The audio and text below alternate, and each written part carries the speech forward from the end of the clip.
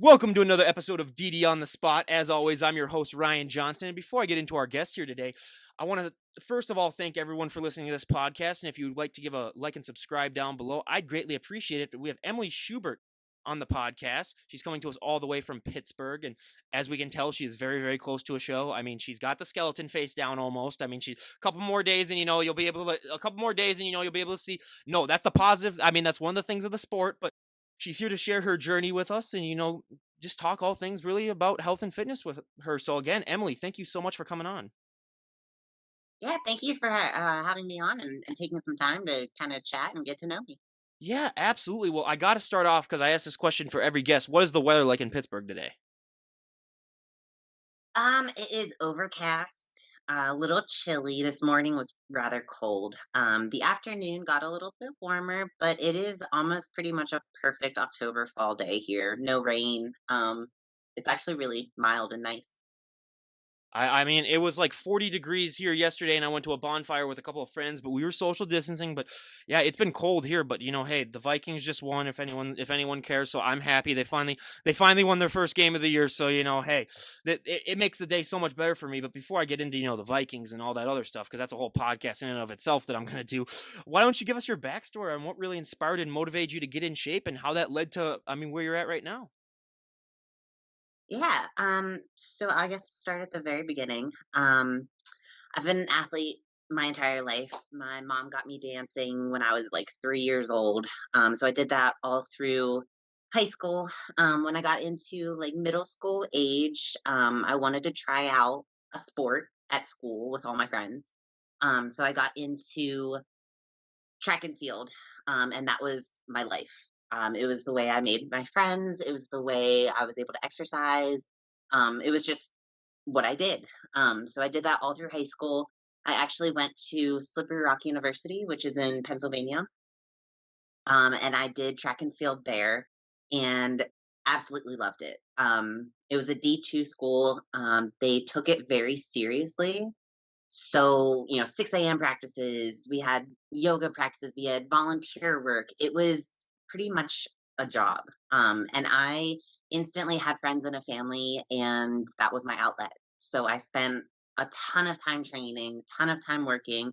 And I think that's what really sparked my discipline as far as, creating goals and wanting to improve.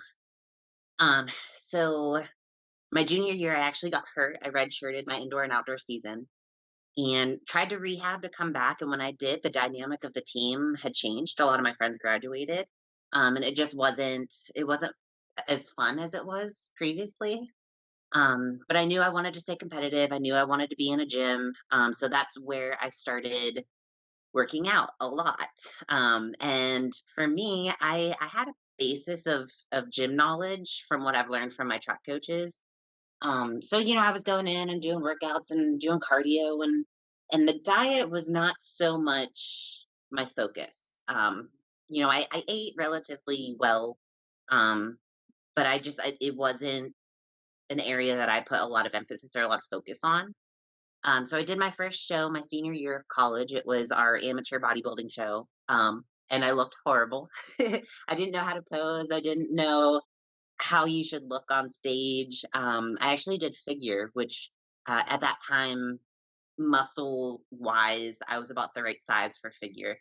Um, so after I graduated, I actually started working at a local LA fitness, and I met who would be my first coach, and got started with him. And that's where I really got exposed to a diet and following a meal plan and eating in order to reach goals. I was with him for about a year, did I think two NPC shows, still on figure. And then after that, I realized that he just wasn't there wasn't as much effort being put into me as I wanted to be putting into the sport. So I actually switched coaches. That was in 2017, I think the end of the summer of 2017. I started up with Derek Natcher, who is my coach now. He's with Loud Performance Training. He's awesome. Put a little plug in there. I started with him, and we got right into like a bulking off season, kind of, him learning my body and me learning how to adjust to his coaching style. That year, 2018, I did my first show with him, which was the Pittsburgh Championships. I did women's physique. I ended up winning the overall, which qualified me to go on to a national show. I did my first national show 2018, which was Junior USA's. It was 2 weeks later down in South Carolina. For me, I went into it thinking this is my first experience on a big stage with all, these people that have been doing it for years. So I just wanted to get up there and kind of just fit in. I ended up winning the overall there, which got me my pro card. So rather quickly, I was thrown into the IFBB before I even knew it, which was an amazing experience. After 2018, 2019 was my first pro season. I did 3 shows about the middle of the summer. They were back to back to back. So I was on the road for 3 weeks, traveled from California to Chicago to Vancouver. I did my first kind of exposure in the IFBB, and it is a different world. Let me tell you that. But it's so addicting. This is going to be my second pro season. Fingers crossed, everything stays on with how COVID's going. Um, but I'm planning on doing hopefully 2 shows this year and seeing kind of where I stack up and how I have improved from last year to this year. That's awesome. And yeah, a lot of our guests that we have on are, either former athletes that have injuries, and like I told you myself, I had an injury that forced me not to be able to play sports in college. So it's really great that you were able to find that outlet. But before you got into bodybuilding, were there any, reservations that you had about the sport, or were you just all in when you first heard about it, or what was that process like, sort of getting familiar with the sport? So at Slippery Rock, we had like we called it the rec center or the Arc, which was the college gym. And it was like the cool thing to train for the bodybuilding show there. So me being young and impressionable, I saw all these people, getting ready for this show, and I was like, you know what? I'm spending so much time in the gym, might as well, take a crack at it and see how I do. So that was where I first kind of saw bodybuilding and saw these girls in these like super sparkly bikinis, and they seemed so confident and they just looked so good on stage. And this is going to kind of delve into a different topic, but at that time, I was suffering from a touch of almost like an eating disorder type mental state. I wasn't happy with how I looked. I was very controlling of what I was putting into my body or what I wasn't putting into my body. And for me, it was my idea in my head. I was like, if I do this bodybuilding show, maybe I'll actually like the way I look. I became very obsessive, very restrictive, and very controlling. And I think that's what developed my discipline so well, in a weird roundabout way. Um, Luckily, over time, I've learned how to treat my body more properly. But that's what really kind of got me exposed to the bodybuilding world and wanting to do better and better at each show. What's that transition like for you mentally, though, from going to a point where, I mean, you thought that your body's never good enough, but then you also go into bodybuilding, and everyone knows bodybuilders always think, I'm never big enough. There's always work to improve. But what was that adjustment like, sort of doing a 180 mentally? So for me, I think my mindset. So for me, I'm not always so focused on what I look like, especially in the off season. Like, yeah, you want to look okay, you want to look good. But for my off season, I'm focusing on my lifts and what numbers I'm hitting and how many reps I'm getting. So for me to have that mindset of like performance, I'm still in prep too. Like I worry about my workouts and wanting to hit certain reps and certain sets and everything.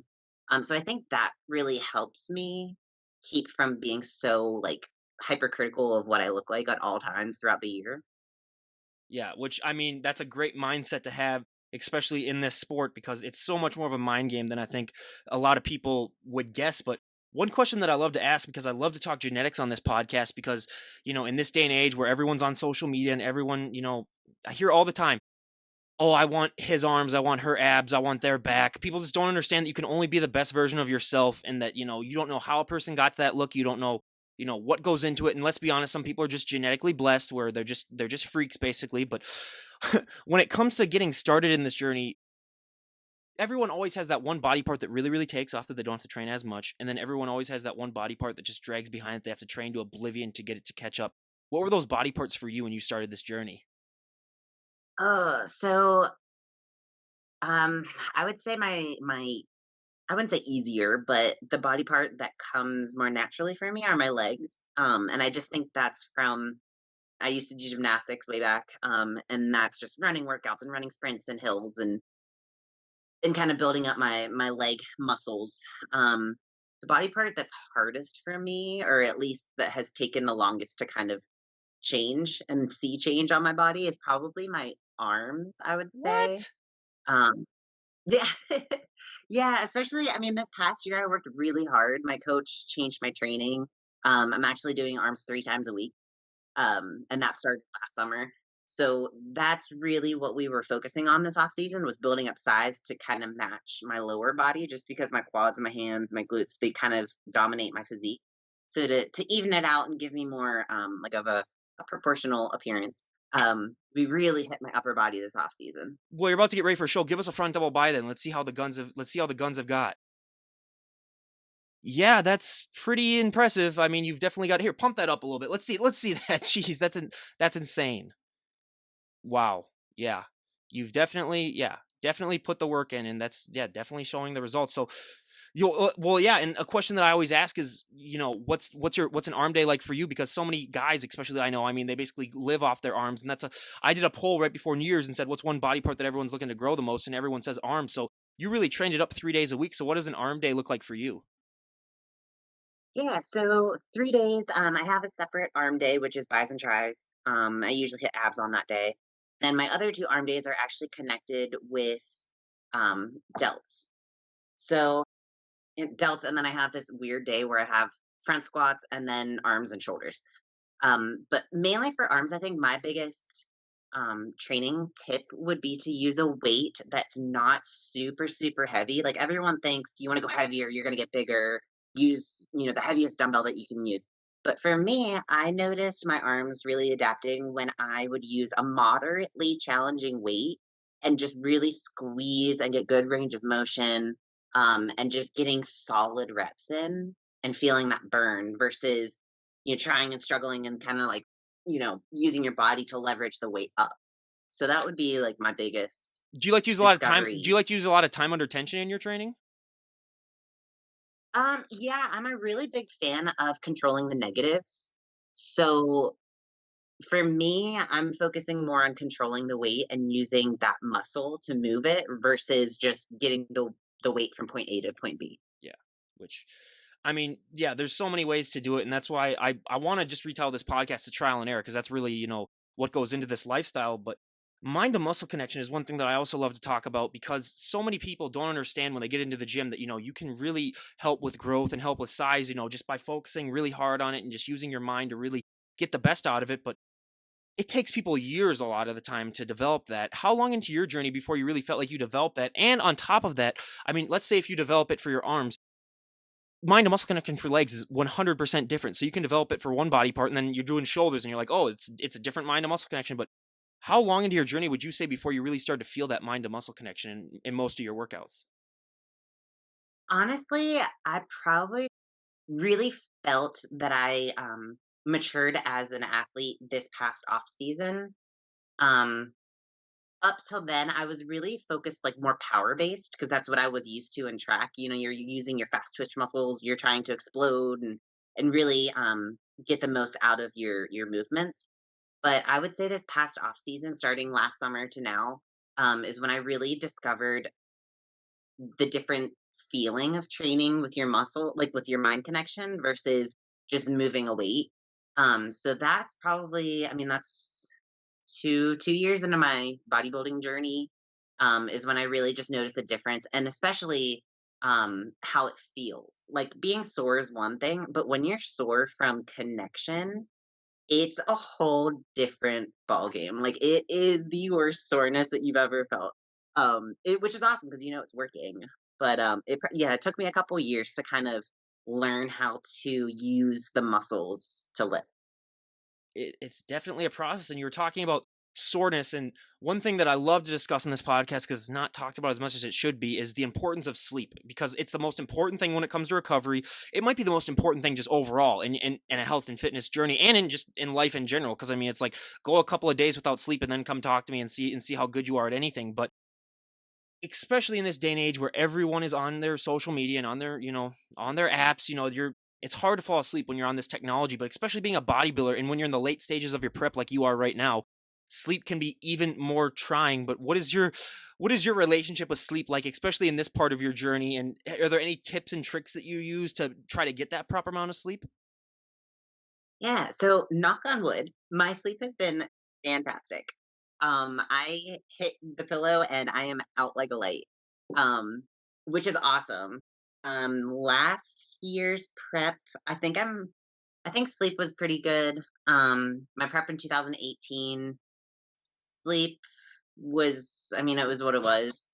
I think focusing on kind of disconnecting, so, like, at nighttime, I'll set my phone down, and unless it goes off, I try not to really touch it. Um, that way I'm not focusing on anything else except me just relaxing, and I'll put, like, a movie on or something to kind of turn my brain off. But sleeping, just making sure that you're getting enough hours. I know we're all busy and I know we all have a lot going on, but sleep really does make a difference. That's where your body's recovering, it's where you're going to see the most change. So for me, my hobby is like napping. I'm really lame. I don't have much of a social life. I wish I was one of those people that could take naps, but I can't. I literally just sit in my bed and I close my eyes. That's my nap, but I don't fall asleep. Like I am cursed that way. So I mean, I've probably taken a handful of naps in my entire life. I took one last year, and I don't like that feeling though when you wake up from naps and you're like, what time is it? Like, how long was I asleep? And then you look on the clock and you've only been asleep for like an hour, and you're like, wow, it feels like I slept like the whole night away. And then you feel kind of like you're like in a fog for a little while before you finally get readjusted to things. But yeah, napping is a good one too, and anything out there to help with people's sleep, because that's a huge one. But a myth and stereotype that I love to bust on this podcast, and we discussed it briefly before we started recording it, is it's gotten better the last 5 years due to Instagram, but there's still so many women that have that fear that if they walk into the gym, well, first of all, they go and they run to the cardio machines and they look at the dumbbells and they're just scared because they have that fear that, oh, if I go over and I do one curl, I'm going to gain 50 pounds of muscle, overnight. And first of all, spend my entire life savings just to train with you then, because you have unlocked the secret that I have been looking for my entire life. But did you ever have that fear when you were getting started? And even if you didn't, I mean, I bet now that you're into this lifestyle, I bet you hear that all the time. How do you like to respond to that? Um, Honestly, no. I've never been afraid to get big. I will tell you this, everyone out there, all the women that are scared of weights, I literally do everything in my power that I possibly can to grow and to add muscle size and density, and I'm still not looking like a man. So touch the weights, work with them. You're not going to change drastically overnight. I promise you that. As far as any, like, fears or stereotypes of that kinda thing, I've always liked the way women look with muscles, so I'm really not scared to add, size or bulkiness to my body. That's just my preference. I like the way it looks. I like how it makes me feel. I actually do wanna keep growing and get bigger, hopefully, over time. Um, so yeah, I've never really had that fear of the gym, I guess. Which is great. And I always say to those people that say, "Oh, you're gonna look like a man," it's like, well, what kind of men are you hanging out with then if you think that they look like men? It's like I want to meet these guys and see what they really look like, because yeah, it's just unfortunate, but it has been getting better the last few years. So I really think that that's a positive thing. But I mean, on top of that, there are so many positive things that happen when you start working out. And I think one thing that impacts women, especially more than men, but it impacts men as well, is that confidence boost that working out gives you. I mean, we have heard hundreds of stories on this podcast of, ways that it's really helped benefit women, and, it's just helped them. And it's that one thing that you can take from the gym and use to impact every single aspect of their lives. How have you personally taken that confidence boost from working out and use it to impact your life in a positive way? Yeah, so the gym is actually where I feel most comfortable and I feel most myself. Um, so it's funny because when you put me in other social situations, like an average person, I feel really uncomfortable and I don't like it. Like, imagine you just going out to a bar. A lot of people our age will go out and try to mingle and meet people, and I literally, it makes my skin crawl. Like, I hate the thought of it. I would rather spend all day in a gym than go out for an hour to a bar. So the gym was really where I had my self discovery. I was able to get stronger and get more confident with not only the weights that I was using, the workouts I was doing, but also just how I carried myself. I worked as a personal trainer for several years, and it was awesome to meet people and kind of teach them to use the gym as a tool to build the self-confidence. And again, that's the one thing that you can take from the gym, and it's just so important. I think that really needs to be spread out there because I think that would help so many people want to adapt a healthy and fit lifestyle if they knew the benefits that it gave. But nutrition is one big thing that isn't talked about as nearly as much as it should be. Kind of like sleep, where it's 80 to 90% of the results that you get. What were some of the bigger nutritional changes that you made when you first got started in the gym, and how has that evolved? Because you're going to plateau if you keep doing the same thing, and really anything in life if you just keep trying the same exact thing. But so how has your experience with the nutrition impacted yourself, and how has it changed over the last couple of years that you've been competing? Yeah. So I really give a lot of credit to bodybuilding for saving my life, just because of where I started.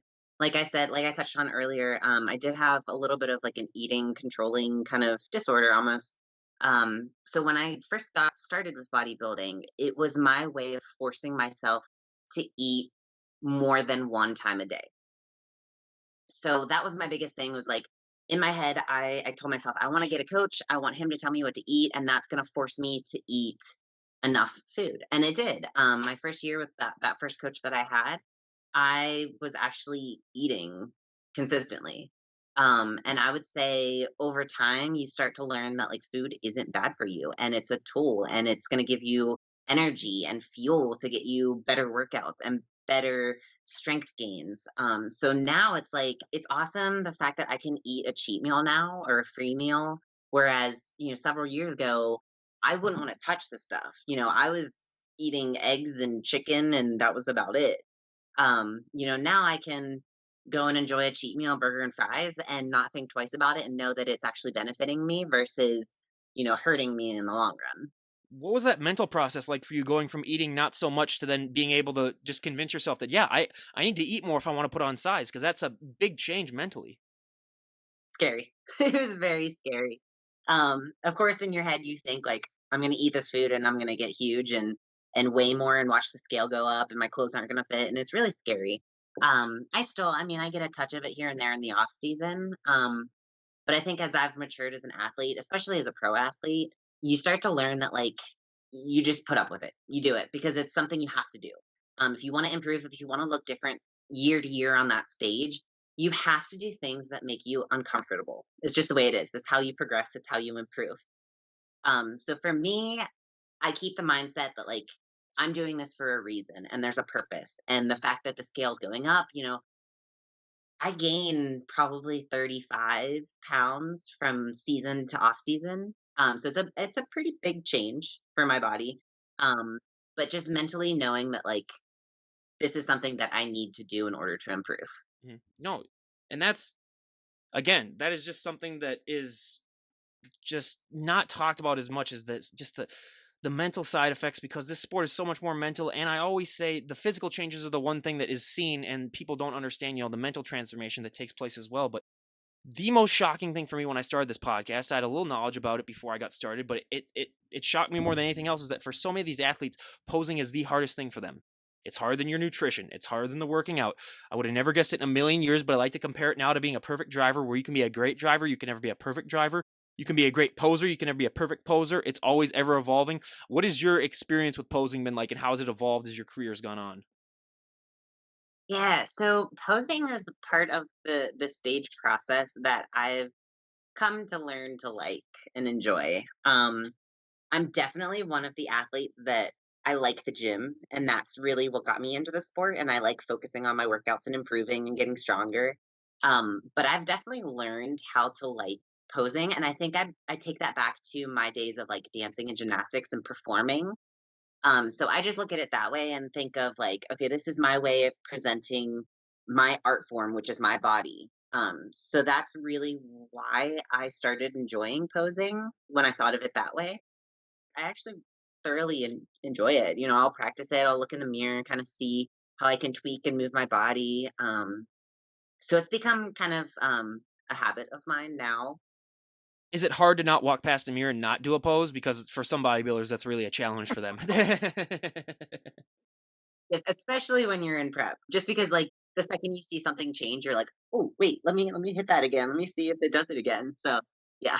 I was gonna say, yeah, I'd spend most of my time just in front of them. I mean, I feel bad for some of those people that have like all those mirrors in their house because then you're just like, oh, I couldn't even leave the house though. But one thing about posing that most people don't understand as well is that I mean, like the human body is not meant to be in that flexed of a state for that long a period of time. I mean, there's so many stories on this podcast of people who you get more sore from your posing sessions than you do from your actual workouts. So, what was that journey like for you, sort of developing that muscle memory to be able to be in that flex state for a significant amount of time? Because I mean, if you're to take the general public, someone from the general public, and they might be able to flex for, like 30 seconds at most, but these bodybuilders are on stage for, minutes, some of them like 6, 7 minutes. I remember my very first posing session. It was with Derek with Team Loud. We had like a meetup in Pittsburgh. And so there were a handful of us doing the Pittsburgh show. So, we all met at this gym at a certain time and we were all doing like a mock show where he would run through the poses. And I remember at that time I was new to the team. I was new to Derek, didn't really know anybody. So I got up and I was like, I want to do well. I want to impress him. So I remember hitting these poses and just holding it and holding it and holding it. And as soon as the whole session was done, I was exhausted, like sweaty, my body was shaking.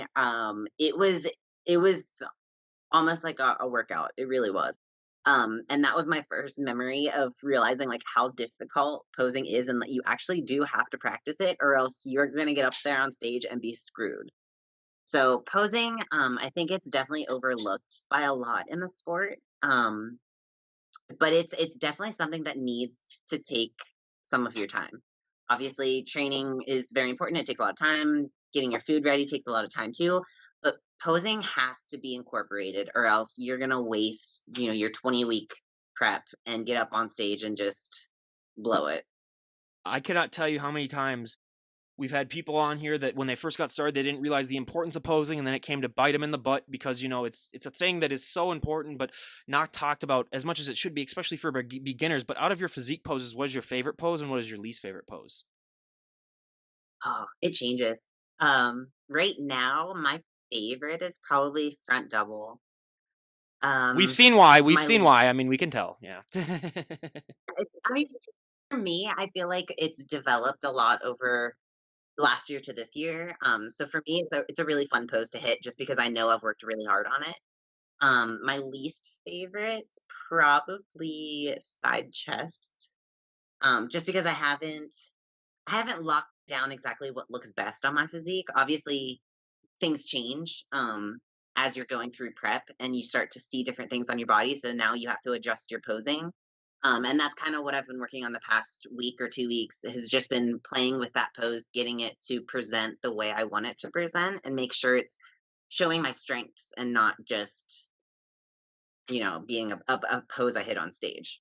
No, and it's always ever evolving too. I mean, you always need to change up your posing routine as the seasons go on. But you are one of the first people that didn't say abs and thighs because that's the answer that we hear almost all the time because it's just such an awkward pose to do, and there's no way to really make it look like natural. I mean, it's an awkward one. But yeah, side chest is one that we hear as well a lot too. But yeah, it's just the things that unfortunately you have to go through. But what was that feeling like when you were on stage and they announced your name and you realized, oh my God, I'm a pro now? So for anyone out there, I mean, when you win your pro card, that is the highlight of so many people's careers just because that's the affirmation that, all that hard work that they put into the gym has finally paid off. But what was that feeling like when they announced your name and you realized, oh my God, I'm a pro now?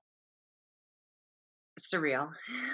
Like I said, it was my first national show. I was expecting to get up there and I just wanted to look like I belonged. Um, so when I think I was class C. When we did our class kind of comparisons and they moved me to the middle, I was like, holy crap, like they kept me there. That's good. That's awesome. So then going into the night show, I knew I was gonna hopefully do well. I ended up winning the class. Then we went on to a pose off and a comparison. And even then I didn't think I was going to win.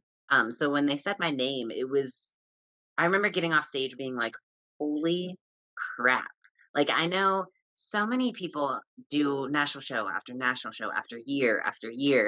And I hear these stories of these girls that are doing, in their lifetime, they've done 10 national shows and they're still trying to hopefully earn that spot. So for me, it was almost like I didn't appreciate it at first, how smoothly it had gone for me until I realized that, like, holy crap, not many people are lucky enough to have that happen to them. So for me, I mean, I busted my for that prep. My 2018 prep, I did a lot. I worked really hard. So to get that kind of affirmation and to be told like, hey, you do belong in the sport as a pro, it felt amazing. It felt great. We have heard a handful of stories of people who've taken like 10 to 15 years to get their pro card. So when you first said that it took you that quick, I was like, wow, that's one of the. And then we also had some of those too where it's like their first show and then when their pro card, and I was like, oh my god, you do not know how lucky you are at all. But Yeah. yeah, it just shows the different things that people really have to go through. But the big elephant in the room that we haven't discussed yet is the coronavirus, because it's been something that's impacted our lives more than we could have ever imagined. And how have you been dealing with this pandemic? I mean, specifically being a bodybuilder, because I know the gyms were shut down for maybe a couple of months, depending on where you lived. But how did you deal with this whole thing mentally, and how have you still been able to stay in shape and really keep this, attitude of going on stage and competing?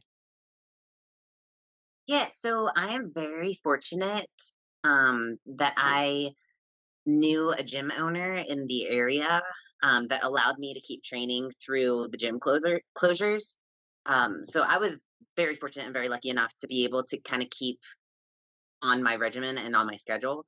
Um, as far as like the mental side of it, um, the stability and the consistency that I give into bodybuilding kept me sane. It was something that Corona luckily didn't change for me. I was still waking up, I was still doing cardio, I was still eating what I always ate. I was still, going and lifting at the gym, luckily. So for me, it was almost like there was this thing kind of going on in the background, and I was still doing everything that I used to be doing. So it was kind of nice. It was kind of surreal. I know a lot of people were affected by it. So I count my blessings every day that I was able to be in that situation where I could still keep training and still keep on a schedule in order to compete this year. But it is a wild ride, 2020. I mean, for some bodybuilders, yeah, they've even benefited from it, because some of them, this with this coronavirus, you don't have to have as many, social obligations as you normally would have. So a lot of them are actually, enjoying. I wouldn't say enjoying it, but they're doing a lot better in it. So it really goes to show that it's different for a lot of people. But did you ever at all have to do any at home workouts or anything like that, or were there any food shortages, or did you automatically just have that gym that you knew that you could go to so that you didn't skip a beat? So right before everything shut down, I had gone to a different gym. And the owner had come up to me and, he mentioned, you look like you are serious. Are you a competitor? And I told him I was a pro. And he was like, you know what? You need a place to train. I'll let you come here. So it set me up right away before everything shut down. So I knew in my head I was able to still work out, which was amazing, amazing, amazing. I did do some like home cardio because the gym that I go to that's 24/7, um, obviously they were shut down. So luckily I have a treadmill in my basement. I was able to do my cardio that way. Um, but as far as like home workouts, I mean, I didn't really have to because I had that access to a gym, which was nice. What is your relationship like with cardio? Because if it's like me, I mean, I hate cardio more than life itself, but it's so important, especially in these last few weeks of your prep. But what is your relationship like with cardio been this whole journey? Because I know you were track and field, so I mean, I don't get why people would ever want to run for a sport, but hey, more power to them. But what's your whole relationship been like? Because I think your cardio might be a little bit more intense now than it was in track and field. Yeah, so I've always been really disciplined as far as cardio goes. Um, Obviously in track we had running workouts, and for me it was like my competitive nature took over and I wanted to do well and kind of like do better than my teammates, which is weird. Like I'm a goody two shoes and I wanted to be the best. So for me cardio has always been something that like I don't really mind. I don't dread it. Even to this day, like when I have hit sessions, so like sprints or whatever, in my mind, I like it as much as it like hurts and burns and it sucks and you're out of breath and sweaty and gross. In my mind, it's like my chance to prove to myself that I'm a badass and I can do this and I can, you know, get through this cardio session. So for me, it's kind of fun in a twisted way. Most people will think that's like sadistic, but I enjoy the way I feel after after crushing a hard cardio session. Some people, I tell you, I mean, other people's pain is other people's pleasure. I mean, that statement has never been truer than I guess on this moment of the podcast. But yeah, I mean, I had an ex girlfriend that used to run marathons, and then she say, "Oh, hey, you want to go out and run?" Simplest answer in my life, no. I mean, I even told her I was like, if you want me to really run, you're gonna have to get a knife and chase me. You know, that's the only time I'm really gonna get up. Running is one thing. Yeah, I went through a phase where I I can thought walk I on wanted to do treadmills. a I'll get that straight. I can walk on treadmills. Like I can do like 100-minute walk, and get like 8 or 9 miles in, and that's fine by me. But when it comes to running, no way. I prefer my favorite's the Stairmaster or like a stair mill, one of those never-ending stairs. I love those. I love the way it feels. I feel like my legs and my glutes get a good workout as well as my cardio. So that's probably my favorite kind of method of cardio. One thing that I've never heard also asked to bodybuilders that have ever been on really any podcast is that one of the important things that comes with this lifestyle is getting your body, your body becomes like a car then. You got to get it, you got to get oil change, you got to get gasoline, you got to get it constant maintenance, but massaging is one thing that really isn't talked about as much as it should be. And I've had times too where I've went in and I'm not even a bodybuilder and it's like one of the greatest feelings in the world. How long before you really start to do that even if you're doing that cuz I don't know, and how frequently do you go? Cuz I mean, especially as you get to this part of your prep, I mean, I bet your body is just aching all the time. Yeah. So, I actually didn't start or didn't even try any tissue work until 2019. So my first year with Derek, before I went pro, I actually never got massages, never got tissue work done, nothing. And it was probably the off season going into 2019 when I first experienced my first session. I go to a gentleman, his name's Adam Blumen. He's from Pittsburgh. He's with Alliance Athletics, but he knows his stuff. I mean, the way he is able to kind of treat athletes differently, he knows the way the muscles work. He knows how you're training. So not only are you getting the massage and the tissue work, but you're also getting training feedback. Things that you might be doing a little bit incorrectly, or you might be able to tweak something with your training that's actually causing your issues. So that's one thing that I've noticed is a really huge benefit from getting tissue work done. For me, it's something that I really incorporate if I'm having aches and pains or if I'm having a trouble spot issue. Like I know last year after doing my 3 shows, I had this huge knot in my back and it was causing me so much pain and like just really uncomfortable. So I knew I had to make a session with him to get him to work on that and kind of loosen everything, release it. So now I really incorporate it maybe once a month, if that, if I feel like I need it. Um, but definitely it's worth it. It's worth the investment. Have you ever had one of those times where they separate the muscle and then you look like red and purple and it basically looks like you got shot except for the bullet hole basically? I will tell you, my first session with him, we did legs. So this was my first, Ooh. and Ugh. I walked out of that place like I literally my legs were beat to beat to the ground. I was so bruised and so sore, and it was an experience, I'll tell you that much. But it's worth it. I mean, if you can put up with the pain, you really do notice a difference, not only just how you feel, but your training. Everything just feels smoother. You feel like your muscles are connecting a lot better and kind of functioning more properly. Yeah, even mentioning legs, I mean, I never mentioned for you, but so my body parts that took off, I mean, my back, because I had jobs all throughout college and that I worked in warehouses, but my legs, I'm 6'3", so my legs and my lower body are just shot where I could inject pure muscle into my legs and they wouldn't grow. And I just don't understand that. So just mentioning that, yeah, it's like, oh, horror flashback right there. But one Oh, thing where's that the therapy one? yeah, The, like, the gun that's like, yeah. oh, when he put that on my quads and my glutes, it was, oh, Ugh. it Yeah, was bad. yeah. That's one thing that isn't talked about with the massages. That it's not always going to end so great. And I used to have an aunt too when I was like a young kid. She'd give me like those elbow massages, and it's like, why are you torturing me like this? It's like it's not even funny. And she's like, oh, it'll relieve a lot of tension. I was like, no, it's not. I feel even worse now afterwards. So yeah, I mean, That's the fun.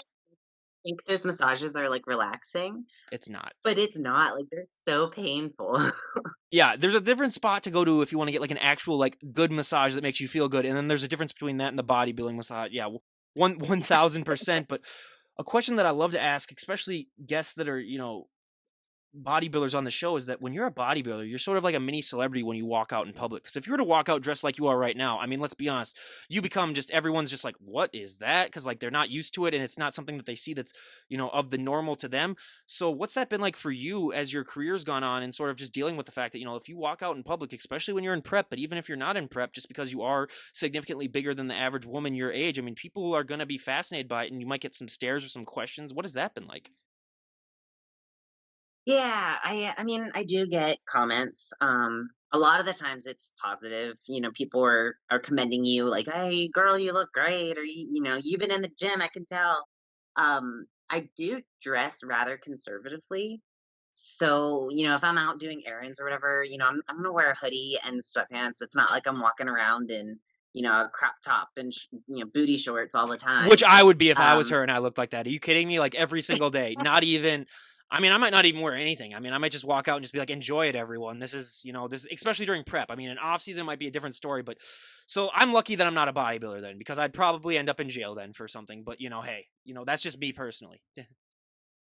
Sometimes I don't want the attention, if that makes sense. Like, I've had guys come up to me while I'm food shopping and I'm in my shorts that I work out in, and they come up and try to talk to you, and you're just like, "Listen, buddy, like I need to get my groceries and leave." So sometimes I like being covered and kind of like hiding, I would say. That's one of the benefits of living up here in Pittsburgh and in Minnesota is that 8 to 9 months out of the year you're going to be in sweater weather basically. I mean, you got 3 good months where you don't have to wear one, so yeah. Yeah, which I mean, anyone that preps during a Minnesota winter, I mean, I have the most utmost respect for them because you think about, how cold and dry you feel even during the summertime if you're prepping. I can't imagine when it's -20 outside and you go walk out to a car. I mean, I don't know how nobody dies, but yeah, it's just that fascination that people have really is just something that really piqued my interest when I first started this because it's not something that's of the normal. So it's definitely a reaction that a lot of people get, but if someone were to walk up to you and say, Emily, we made the decision, you can change one thing about the sport of bodybuilding and everyone would go along with it, what would be one thing that you'd like to see changed? Um, I would say I would love to have it be more mainstream. I think of course, I'm biased, but I think it's one of the hardest sports out there, and I don't think we get enough recognition and enough attention, I guess. These guys that do professional football or professional baseball, and they're making all this money doing the sport that they love. I would love to have that opportunity. But unfortunately, with bodybuilding, there just isn't much money or opportunity in it. Not only that, but we also don't get coverage. So most people, you turn the TV on and you see last night's ball game.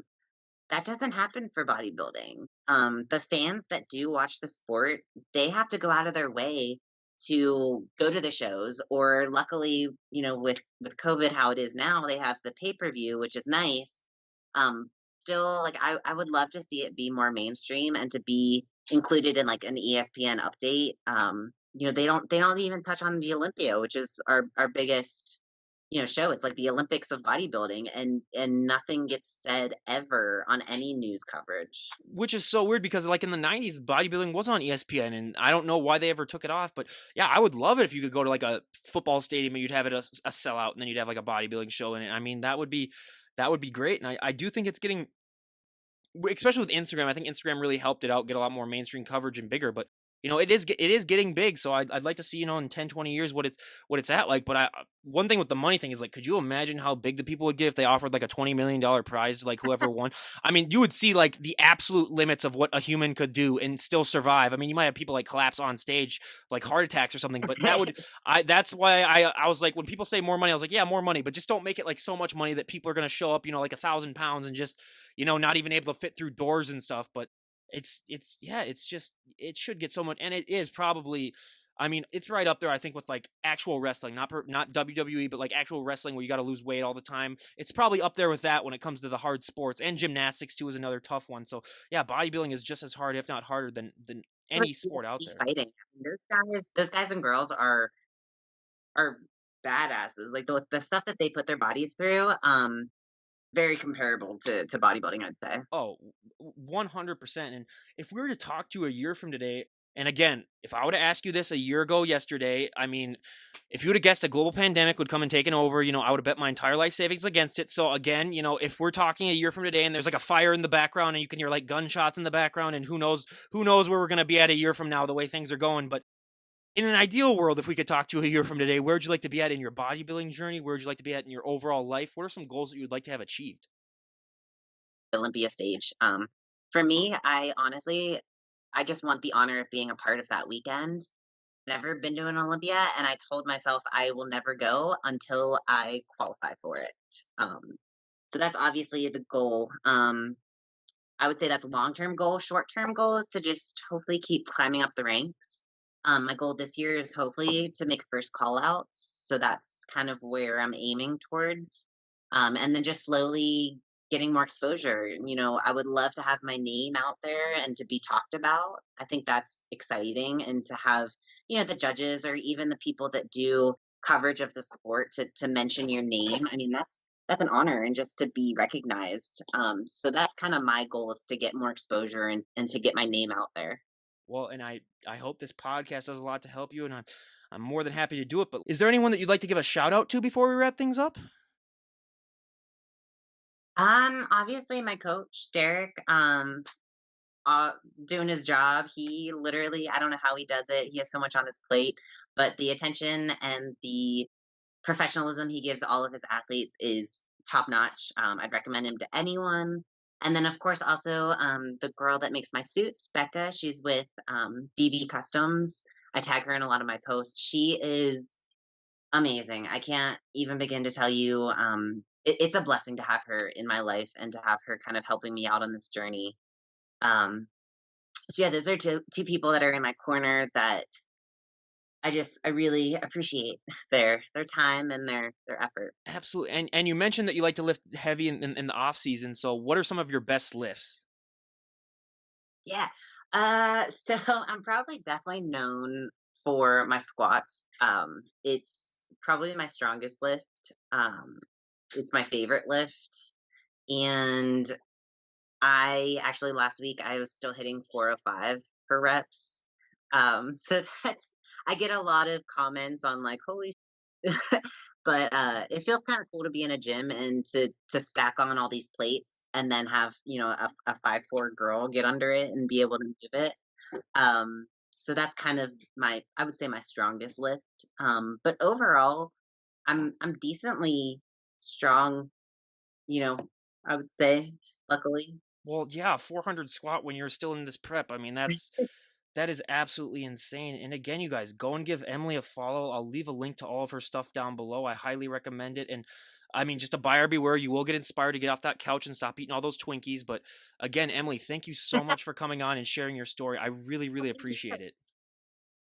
Thank you so much for your time. Absolutely. Well, I couldn't think of a better way to end it. Can you give us another front double buy? And everyone, I mean, we need to get more inspired to work out. This is just absolutely insane, everyone. I mean, she's around my age and she looks like that. I mean, that is just absolutely incredible. But again, you guys, Emily, thank you so much for coming on. And this is Ryan Johnson, DD on the spot, signing out. Have a great day, everyone.